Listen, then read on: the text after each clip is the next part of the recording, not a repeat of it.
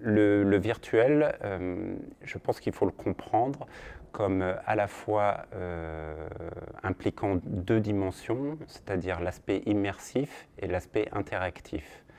On ne peut pas séparer les deux.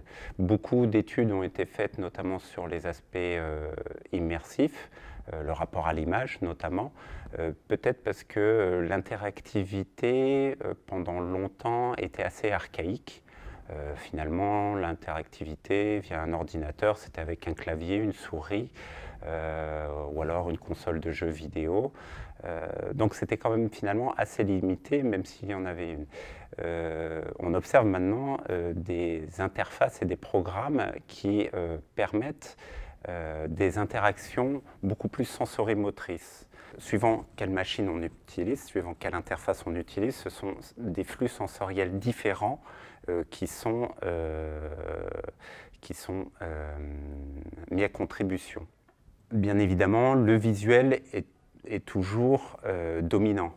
Mais par exemple, dans le cas de systèmes de casque virtuel, ça va être aussi tout ce qui va être lié à, à l'aspect vestibulaire qui va être mis en avant, l'audition aussi, entre souvent en ligne de compte. Dans les tablettes, ça va être l'aspect tactile, et kinesthésique, pourquoi pas, et notamment avec la Kinect. Je me suis beaucoup intéressé à la question de notre rapport à la machine algorithme, et en fait, le mode d'existence que nous entretenons avec la machine, et qu'est-ce qu'il va devenir au fur et à mesure que les machines sont de plus en plus performantes, au fur et à mesure que les machines vont évoluer, elles le font déjà de manière assez incroyable ces dernières années. Ça peut aller encore beaucoup plus vite.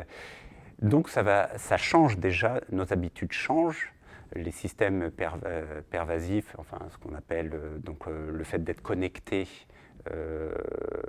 presque quotidiennement tout le temps, si on veut, change déjà des comportements.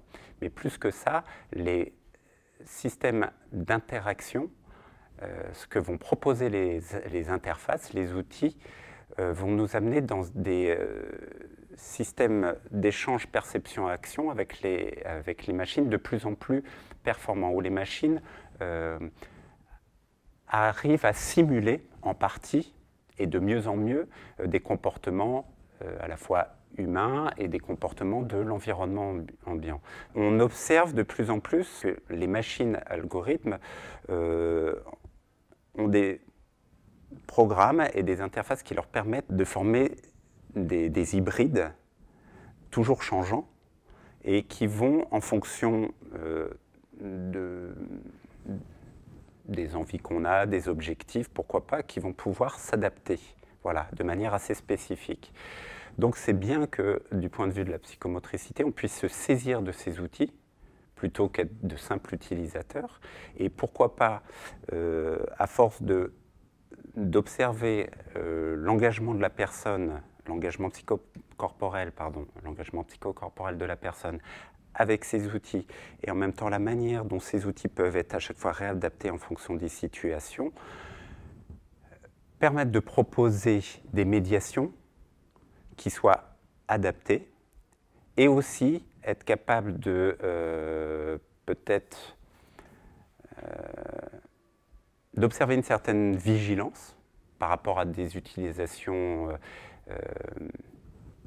excessives ou non appropriées.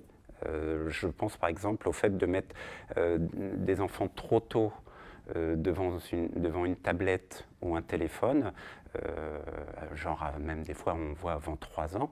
Je trouve ça, moi, assez aberrant de voir ça, alors que à travers le jeu sensorimoteur, le jeu symbolique, le jeu de construction,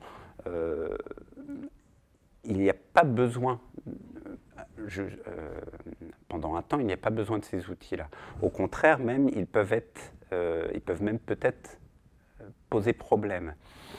Par contre, par la suite, une utilisation bien ciblée d'un outil sur des aspects à la fois interactifs, perception-action, sur des aspects peut-être plus psychologiques, en lien avec ce que peut apporter symboliquement les images et leur mode d'immersion.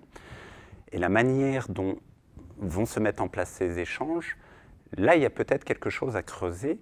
Et je pense que le thérapeute a tout à fait sa place dans ce processus, parce à partir du moment où nous, en tant que psychomotriciens, mais aussi les psychologues, psychiatres et autres personnes du domaine de la santé, vont être capables de vraiment appréhender ce rapport particulier qu'on a avec la machine, et être capable de comprendre tous ces systèmes à la fois d'hybridation et de la machine, et en même temps les capacités humaines via le système nerveux, etc., à toujours s'adapter à cette machine, parce qu'on oublie un petit peu trop souvent de dire que effectivement les machines sont de plus en plus performantes, mais finalement l'humain à chaque fois s'adapte à la machine. Donc moi j'ai tenté comme ça d'étudier petit à petit tous ces processus d'adaptation, de recalibrage, par exemple sensorimoteur, les attitudes, les postures qu'on voit en fonction de quand on prend un portable, quelle attitude on a, quand on est plutôt avec un casque virtuel, quelle autre attitude on a, dans quel rapport ça nous met avec la machine, mais aussi avec le monde environnant.